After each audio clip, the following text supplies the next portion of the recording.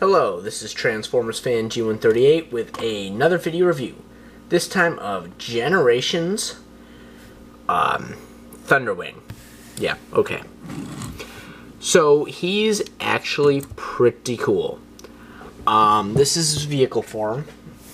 His original vehicle form was kind of like he had like this jet mode for his Pretender shell, and his robot mode inside vehicle form looked a lot like Scourge's flying wedge. So, I actually looked up the original pictures today. I don't have the original, but his robot mode looks pretty similar, which is awesome. Because up until that point, I'd only seen his comic book pictures, and it was pretty accurate to that. And his pictures are actually pretty accurate to what, was in that. So he's most known for his Pretender shell, rather than his inner robot, just like Bludgeon, and unfortunately Metal Hawk, who ended up using the same mold, which actually worked really well, and I like it. I just now want a inside robot mode of Metal Hawk. So I'm gonna go and talk about this a little bit now, just because I'm rushing things. These actually are missile launchers here, and they do come off, and I don't have missiles with me. They are in a box somewhere. I like taking out the missiles so I don't ruin the springs.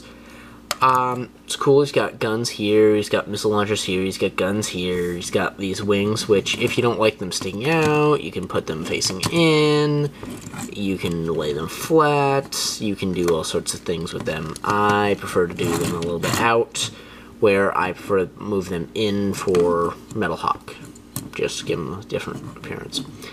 Also using the same mold is Sky Shadow, and I'll get into his name and character in his review, which I'm doing next.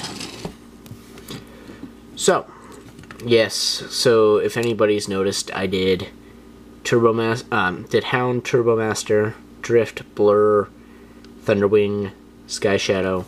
Yeah, see the pattern there? Yeah, again, another attempt of me trying to be funny when I'm tired. Shouldn't do that. So, this guy has some landing gear, actually, which is surprising for Hasbro these days. It doesn't work particularly well. And one thing I would like to point out when I got this figure, so if anybody else has this issue, you know how to fix it. When I got this guy, this panel did not fit over his head. It would stop here. It wouldn't go any further.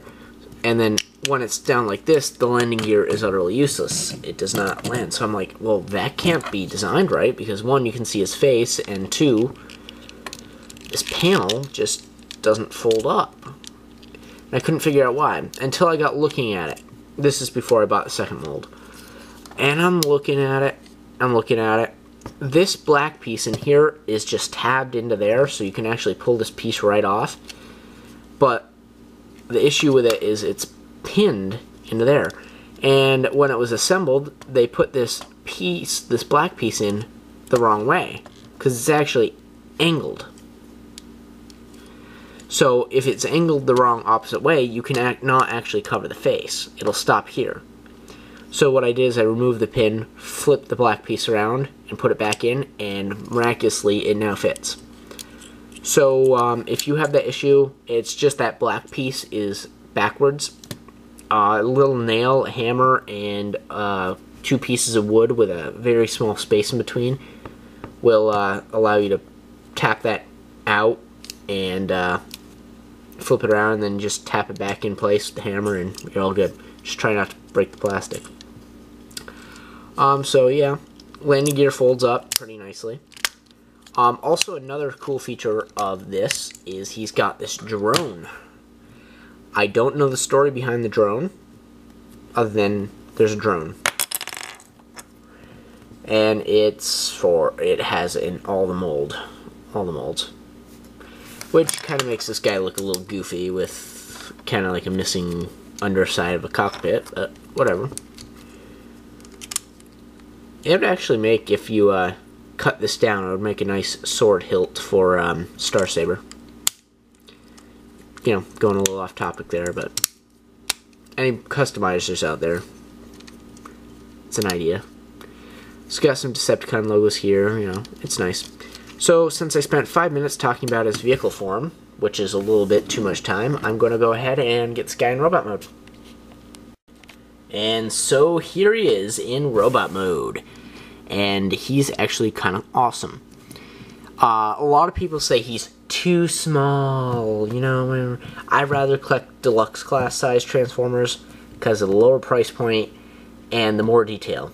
However, that's not so true anymore, and I fear that's going to be the common case. But that's for a different story, and I will actually be covering that in an upcoming series I'm working on. And that's all I'm going to say about that for now. So he's actually pretty awesome looking, you know.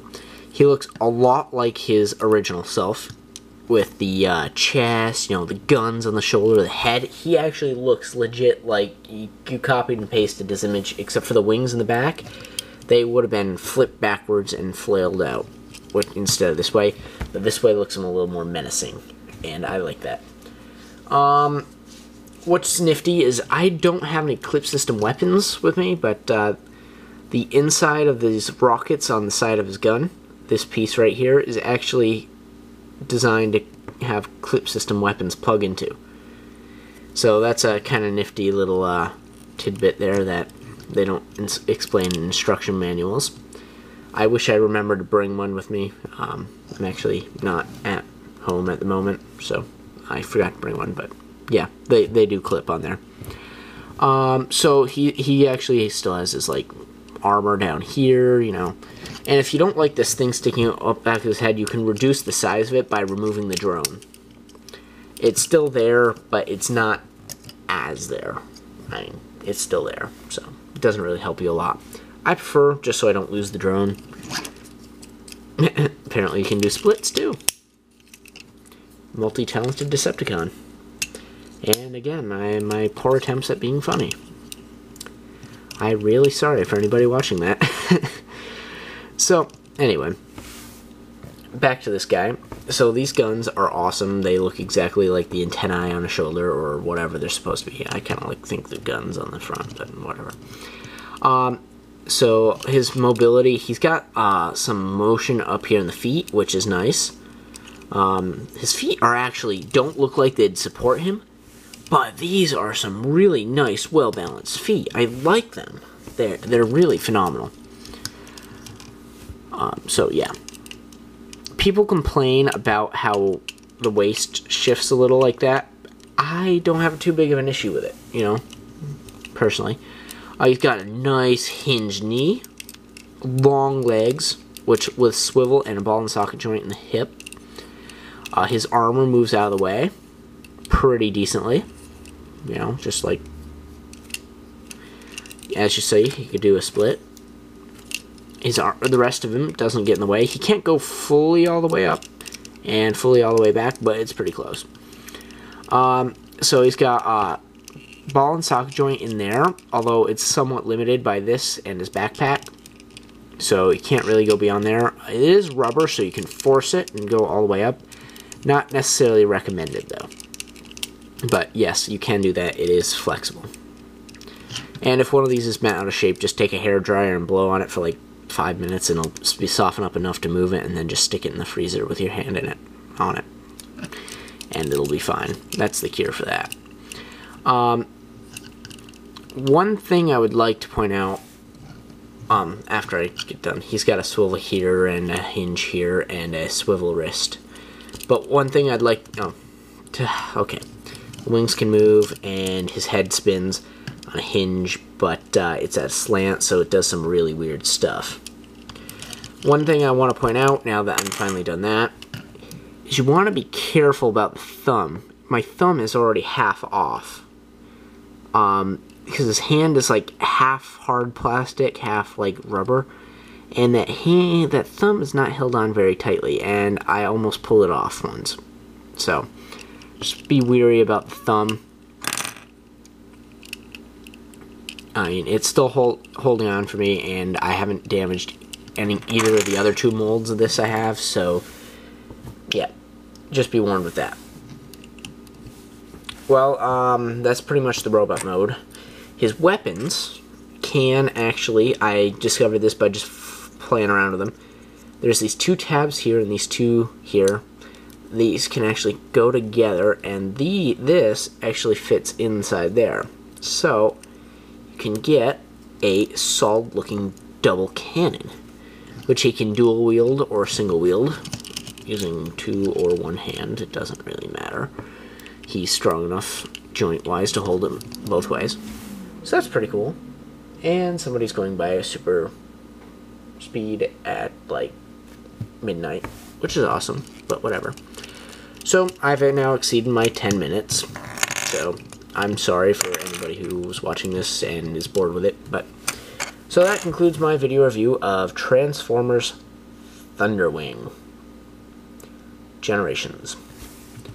Hope you enjoyed. If you have any questions, please post a comment down below and I will get back to you. If you have any requests for reviews, also post a comment below and I will do a review for you.